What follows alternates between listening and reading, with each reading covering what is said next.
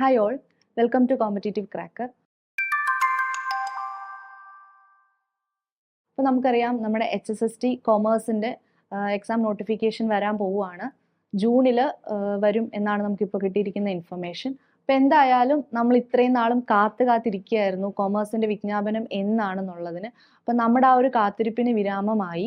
അപ്പോൾ നമ്മൾ B.Ed ഒക്കെ എടുത്ത് സെറ്റൊക്കെ പാസ്സായി. അപ്പോൾ നമ്മുടെ എല്ലാവരുടെയും ഒരു സ്വപ്നം എന്ന് പറയുന്നത് ഒരു ഗവൺമെൻറ് ജോലിയാണ് അല്ലേ. നമ്മളെ ഏറ്റവും സെക്യൂർ ആയിട്ട് നമ്മുടെ ലൈഫ് മുന്നോട്ട് കൊണ്ടുപോകാൻ ഒരു ഗവൺമെൻറ് ജോലി, അതും ഹയർ സെക്കൻഡറി ടീച്ചർ എന്ന് പറയുമ്പോൾ നമ്മളെ കാത്തിരിക്കുന്നത് സ്വപ്നതുല്യമായൊരു ജോലി തന്നെയാണ്.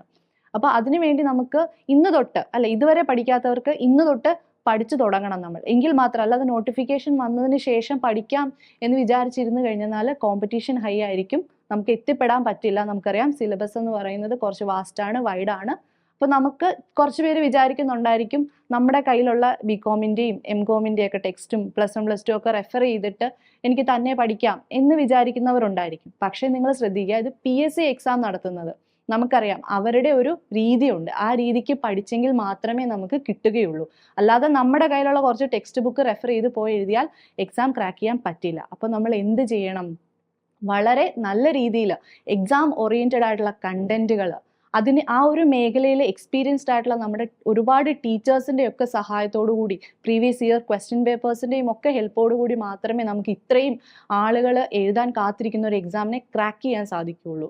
അതുകൊണ്ട് തന്നെ ഒട്ടും നിങ്ങൾ സമയം കളയാതെ നമ്മുടെ CC ഇതിനു വേണ്ടിയിട്ടുള്ള എല്ലാ രീതിയിലുള്ള ഓപ്പർച്യൂണിറ്റീസും നിങ്ങൾക്ക് തരുന്നുള്ള വളരെ കസ്റ്റമൈസ്ഡ് ആയിട്ടുള്ള നല്ല പാക്കേജാണ് നിങ്ങൾക്ക് വേണ്ടിയിട്ട് മുന്നോട്ട് അവതരിപ്പിക്കുന്നത്.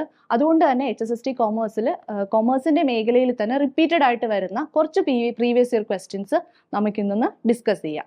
Okay, first one, which one of the following criteria is not used for decision making under uncertainty. Uncertainty എന്ന് പറയുമ്പോൾ നമുക്കറിയാം അനിശ്ചിതത്വം വരുമ്പോൾ നമ്മൾ ഇതിൽ ഏത് ഡിസിഷൻ മേക്കിംഗ് സ്ട്രാറ്റജി അല്ലെങ്കിൽ ക്രൈറ്റീരിയ ആണ് യൂസ് ചെയ്യാത്തത്? Okay, first one is minimax, maximin, minimise expected loss, maximax. എന്താണ് മിനിമാക്സ് എന്ന് പറഞ്ഞാൽ? ഒരു മാക്സിമം സിറ്റുവേഷനെ നമ്മൾ മിനിമൈസ് ചെയ്ത് കൊണ്ടുവരുന്ന സ്ട്രാറ്റജി. മാക്സിമം അതായത് നമ്മൾക്ക് എന്താണ് ലോസ് എന്ന് പറയുന്നത്, അല്ലെങ്കിൽ വേർസ്റ്റ് സിറ്റുവേഷൻ മാക്സിമം ആയിട്ട് ഇരിക്കുമ്പോൾ നമ്മുടെ ഡിസിഷൻ എങ്ങനെയായിരിക്കും? അതിനെ മിനിമൈസ് ചെയ്യുക, വേർസ്റ്റ് സിറ്റുവേഷൻ മിനിമൈസ് ചെയ്യുക. അത് നമ്മുടെ ഡിസിഷൻ തിയറിയിൽ വരുന്ന ഒരു ഇമ്പോർട്ടൻ്റ് ആയിട്ടുള്ള ഒരു ഫാക്ടറാണ്. അടുത്തത് മാക്സിമിൻ, അതായത് ഒരു മിനിമം സിറ്റുവേഷനെ നമ്മൾ മാക്സിമൈസ് ചെയ്യുക. അതെന്താണ്? നമ്മുടെ ഒരു ഒബ്ജക്റ്റീവ്, സേ പ്രോഫിറ്റ് ആവാം, അല്ലെങ്കിൽ നമ്മുടെ റവന്യൂ അല്ലെങ്കിൽ ഇൻകം, അത് മിനിമം ആണെങ്കിൽ നമ്മുടെ ഡിസിഷൻ എങ്ങനെയായിരിക്കും? അതിനെ മാക്സിമൈസ് ചെയ്യുക എന്നുള്ളതായിരിക്കും.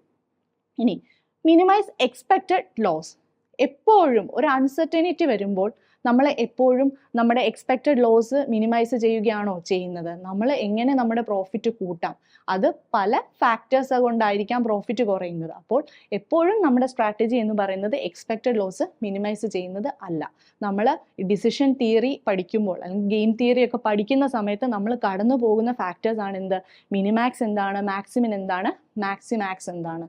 മാക്സിമാക്സ് എന്ന് പറഞ്ഞാൽ എന്താണ്? ഒരു മാക്സിമം ആയിട്ടുള്ള നല്ലൊരു സിറ്റുവേഷനെ കണ്ടിന്യൂ ചെയ്ത് മാക്സിമം എക്സ്പ്ലോർ ചെയ്യാൻ തന്നെയാണ് നമ്മൾ ശ്രമിക്കുന്നത്. സിംപിളി നമുക്ക് അങ്ങനെ തന്നെ ഓർത്തിരിക്കാം, വാക്കുകളിൽ തന്നെ അതിൻ്റെ മീനിങ് ഉണ്ട്.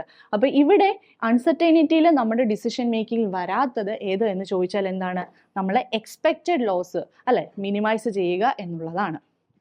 അടുത്തത്, the process of modifying an OR model, operation research model, to observe the effect upon its output is.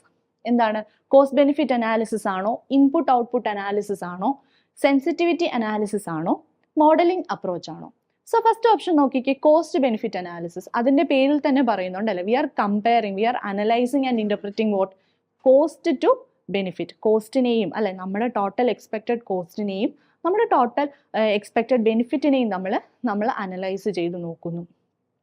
Input output analysis നമ്മുടെ എക്കണോമിയിലെ ഡിഫറെൻറ്റ് സെക്ടേഴ്സിലെ ഫ്ലോ ഓഫ് ഗുഡ്സ് അല്ലേ. അപ്പോൾ നമുക്കറിയാം പ്രൈമറി സെക്ടർ ഉണ്ട്, സെക്കൻഡറി സെക്ടർ ഉണ്ട്, ടേർഷറി സെക്ടർ ഉണ്ട്, അല്ലെങ്കിൽ agriculture, industrial and service sector. ഓരോ സെക്ടറിലെയും flow of goods എങ്ങനെ മറ്റ് സെക്ടേഴ്സിനെ എഫക്റ്റ് ചെയ്യുന്നു, ഇത് തമ്മിലുള്ള ഇന്റർഡിപ്പെൻഡൻസി, ഇതൊരു എക്കണോമിക് ടെക്നിക്കാണ്. അതിനെയാണ് നമ്മൾ എന്ത് പറയുന്നത്? ഇൻപുട്ട് ഔട്ട്പുട്ട് അനാലിസിസ് എന്ന് പറയുന്നത്. ഇനി സെൻസിറ്റിവിറ്റി അനാലിസിസ്. സെൻസിറ്റിവിറ്റി അനാലിസിസ് എന്ന് പറയുന്നതാണ് എന്ത്? ഹൗ സെൻസിറ്റീവ്, ആ വാക്കിൽ തന്നെ ഉണ്ട്, how sensitive is the output towards the changes in income. ഇൻപുട്ടിൽ വ്യത്യാസങ്ങൾ വരുത്തുമ്പോൾ അല്ലെ, നമ്മൾ ഓപ്പറേഷൻ റിസർച്ച് നമുക്കറിയാം, നമ്മൾ മാത്തമെറ്റിക്കൽ ആണ്, അനലിറ്റിക്കൽ ആണ്. അപ്പം നമ്മുടെ ചെറിയ ചെറിയ വാല്യൂസിന്, ഇൻപുട്ട് വാല്യൂസിന് ഡിഫറൻസസ് വരുത്തുമ്പോൾ എങ്ങനെയാണ് അത് ഔട്ട്പുട്ടിനെ ബാധിക്കുന്നതെന്ന് നമ്മൾ അനലൈസ് ചെയ്യുന്നതിനെയാണ് സെൻസിറ്റിവിറ്റി അനാലിസിസ് എന്ന് പറയുന്നത്. ഇനി എന്താണ് മോഡലിംഗ് അപ്രോച്ച്? മോഡലിംഗ് എന്ന് പറഞ്ഞാൽ നമുക്കറിയാം ഡിഫറെൻറ്റ് ടൈപ്സ് ഓഫ് മോഡലിംഗ് നമ്മൾ ചെയ്യാറുണ്ട്. നമ്മൾ for example statistical modelling, mathematical modelling, computational modelling അല്ലെ, computer based modelling, agency based modelling, അങ്ങനെ പലതരത്തിലുള്ള മോഡലിംഗ് നമ്മൾ ചെയ്യാറുണ്ട്. അപ്പം മോഡലിംഗ് അപ്രോച്ചിനെ പറ്റി ഓരോ കേസസിൽ ഏത് മോഡലിംഗ് ആണ് വേണ്ടത് അങ്ങനെ നമ്മൾ ഡിസിഷൻ ചെയ്യുന്നതാണ് മോഡലിംഗ് അപ്രോച്ച്, അല്ലെങ്കിൽ മോഡലിംഗിലൂടെ കാര്യങ്ങളെ പ്രസന്റ് ചെയ്യുന്നത്. അപ്പം ഇവിടുത്തെ ക്വസ്റ്റ്യൻ എന്ന് പറയുന്നത് എന്താണ്? ഔട്ട്പുട്ടിൽ അല്ലെ, ഇൻപുട്ടിൽ വ്യത്യാസം ഉണ്ടാകുമ്പോൾ ഔട്ട്പുട്ടിലെ ചേഞ്ചസ് മനസ്സിലാക്കുന്നതാണ് എന്ത്? Sensitivity analysis. Next one, given D1 as ₹1, P0 as ₹25 and G as 6%, what will be the kg?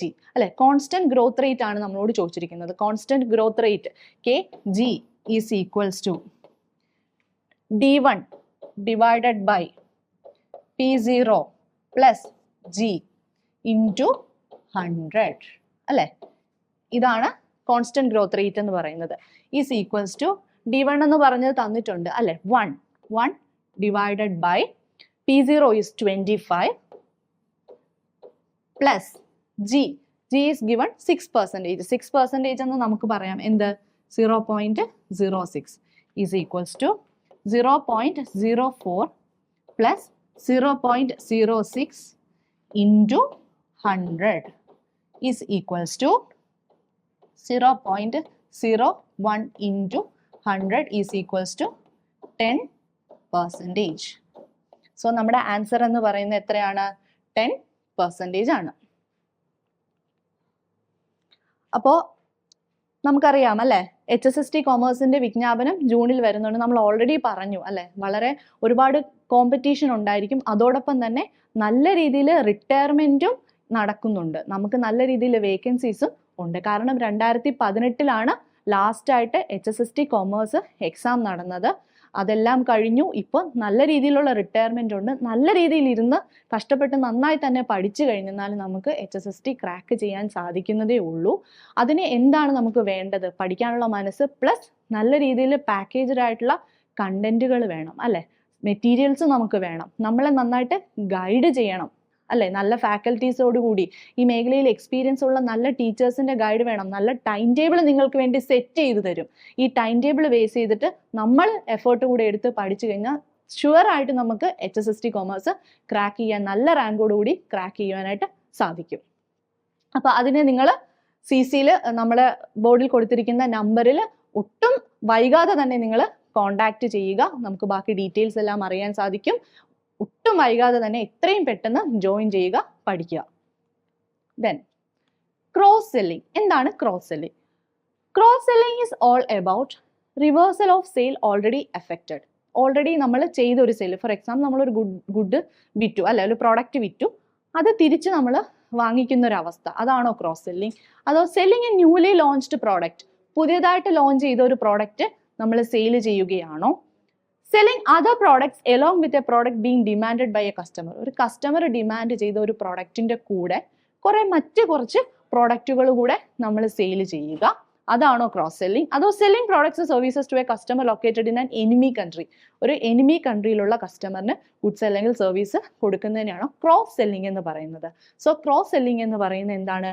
Selling other products along with a product being demanded by a customer, customer demand ചെയ്യുന്ന പ്രോഡക്റ്റിന്റെ കൂടെ മറ്റ് പ്രോഡക്റ്റുകളും കൂടെ കൊടുക്കുന്നതിനെയാണ് നമ്മൾ cross selling എന്ന് പറയുന്നത്. Okay, നമുക്ക് ഇതുമായിട്ടൊക്കെ confusion വരാൻ ചാൻസ് ഉണ്ട്. അപ്പം നന്നായിട്ട് തന്നെ പഠിച്ച് കാര്യങ്ങൾ മനസ്സിലാക്കി തന്നെ പോവുക. അടുത്തത് മാച്ച് ദ ഫോളോയിങ് ആണ്. ഇതുപോലത്തെ സിമ്പിൾ ക്വസ്റ്റ്യൻസ് നമുക്ക് മാർക്ക് സ്കോർ ചെയ്യാൻ പറ്റുന്നതാണ്. ഇതൊന്നും പോയി തെറ്റിക്കരുത്. ഏജ് എന്തായിരിക്കും? ഡെമോഗ്രാഫിക് സെഗ്മെന്റേഷൻ ആയിരിക്കും. ദെൻ ക്ലൈമറ്റ് സോൺ എന്ന് പറയുന്നത് ജിയോഗ്രഫിക്കൽ ആണ്.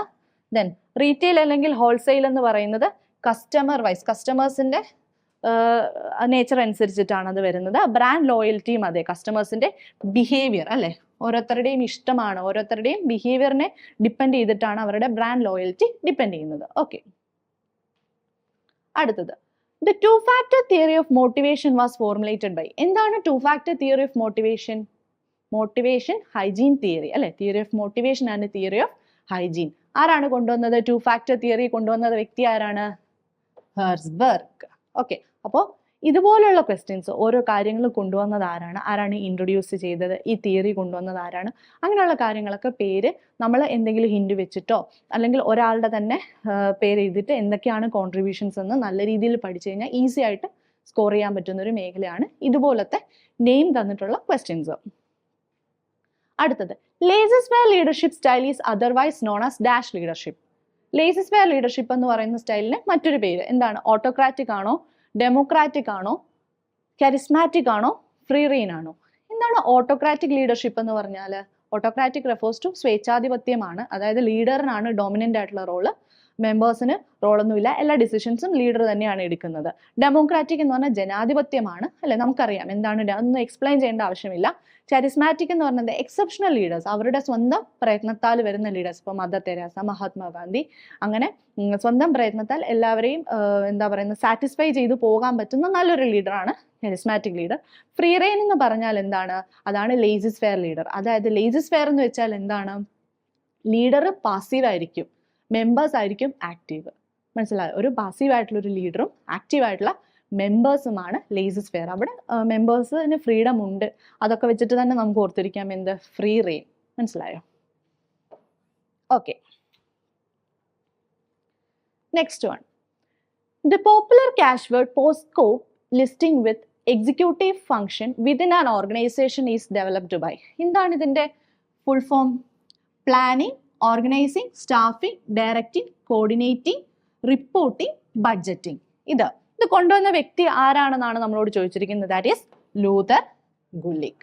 അപ്പം ഓൾറെഡി നമ്മൾ പറഞ്ഞു ഇങ്ങനത്തെ ക്വസ്റ്റ്യൻസ് വിട്ട് കളയരുത്, നന്നായിട്ട് തന്നെ പഠിക്കുക. അടുത്തത് a communication barrier associated with the linguistic capacity of the parties to the communication process is known as dash barrier. എന്ത് തരം നമ്മുടെ കമ്മ്യൂണിക്കേഷൻ പ്രോസസ്സ് കൊണ്ട് ബുദ്ധിമുട്ടാണ് അങ്ങനെ ഉണ്ടാകുന്ന ബാരിയർ അല്ലെ, എന്താണ്? അയാൾക്ക് ലിംഗ്വിസ്റ്റിക് കപ്പാസിറ്റി ആയിട്ട് ബന്ധപ്പെട്ടിട്ടെന്ന് പറയുമ്പോൾ തന്നെ നമുക്കറിയാം അതെന്താണ്? സിമാൻറ്റിക് ബാരിയർ ആണ്. വേർഡ്സുമായിട്ട് ലിംഗ്വിസ്റ്റിക് കപ്പാസിറ്റിയുമായിട്ട് ബന്ധപ്പെട്ടിട്ടിരിക്കുന്നതാണ്. ഇമോഷണൽ അല്ല, സൈക്കോളജിക്കൽ അല്ല, ഹെറിഡിറ്ററി അല്ല. Among the following has introduced the principle of competitive advantage. Competitive advantage എന്ന് പറഞ്ഞാൽ എന്താണ്? Competitive advantage refers to comparing to the competitors. നമ്മുടെ ഫേം എന്താണ്? കോമ്പറ്റീറ്റേഴ്സിനായിട്ട് കമ്പയർ ചെയ്യുമ്പോൾ നമ്മുടെ ഫേം മാർക്കറ്റിൽ അഡ്വാൻറ്റേജസ് ആയിട്ടുള്ള ഒരു പൊസിഷൻ വരുന്നതിനെയാണ് നമ്മൾ കോമ്പറ്റീറ്റീവ് അഡ്വാൻറ്റേജ്, ആ വാക്കിൽ തന്നെ ഉണ്ട്. അതിന് രണ്ട് രീതിയിലാണ് ഇദ്ദേഹം പോർട്രേ ചെയ്തിരിക്കുന്നത്. ഫസ്റ്റ് വൺ എന്ന് പറയുന്നത് cost leadership and the second one is differentiation. Cost leadership എന്ന് പറഞ്ഞാൽ കോസ്റ്റ് കുറച്ചും കൊണ്ട് നമ്മൾ എന്ത് ചെയ്യുക? അഡ്വാൻറ്റേജസ് ആയിട്ട് നമ്മുടെ മാർക്കറ്റിൽ നമ്മൾ ഡോമിനൻ്റ് ആവുക. അവിടെ നമ്മുടെ അപ്രോച്ച് എന്ന് പറയുന്നത് കോസ്റ്റ് കുറയ്ക്കുക എന്നുള്ളതാണ്.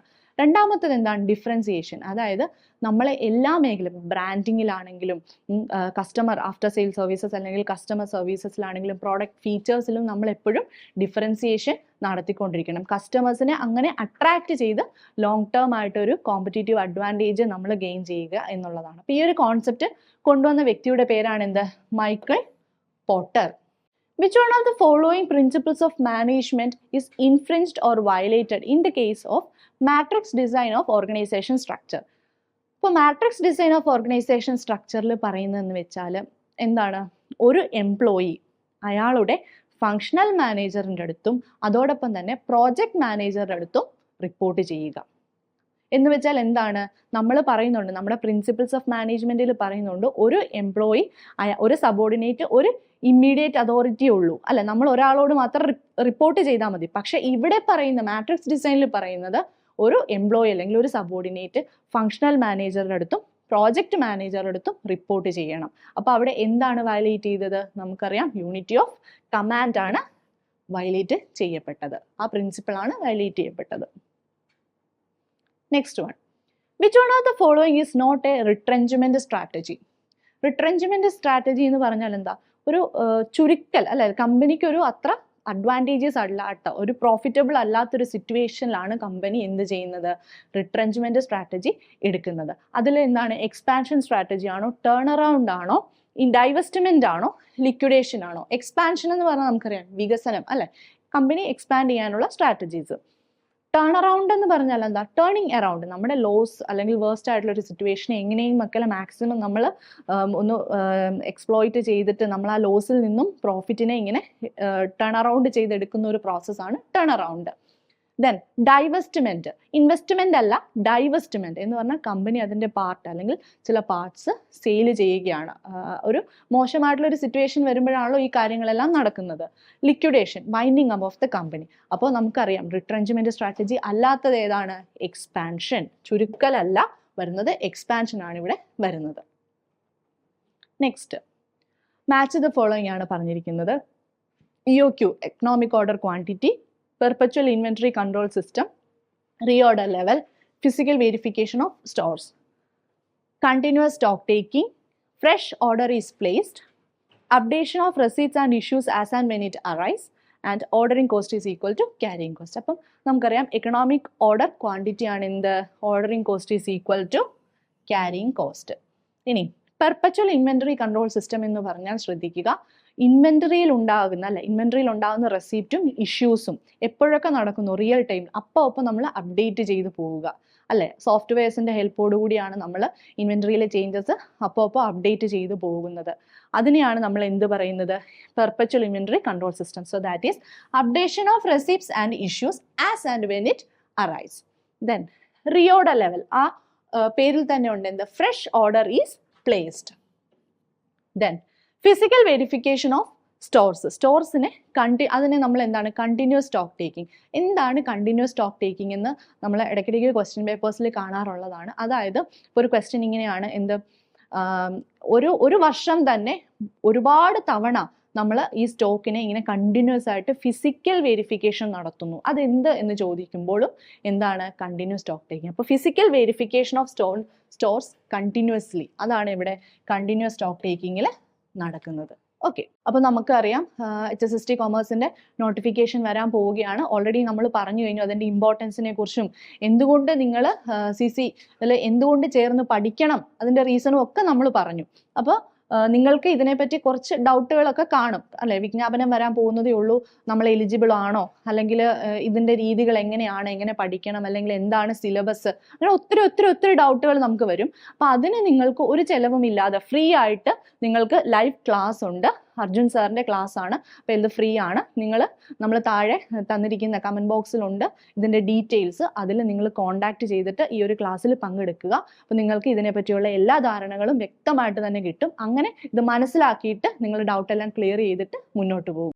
അപ്പോൾ ഇതുവരെ നമ്മുടെ ചാനൽ സബ്സ്ക്രൈബ് ചെയ്യാത്തവരുണ്ടെങ്കിൽ എത്രയും പെട്ടെന്ന് സബ്സ്ക്രൈബ് ചെയ്യുക. അപ്പോൾ നമ്മുടെ നോട്ടിഫിക്കേഷൻസ് എല്ലാം നിങ്ങൾക്ക് വരും. നിങ്ങൾക്കത് വളരെ സഹായകരമായിരിക്കും. അപ്പോൾ എല്ലാവർക്കും താങ്ക് യു.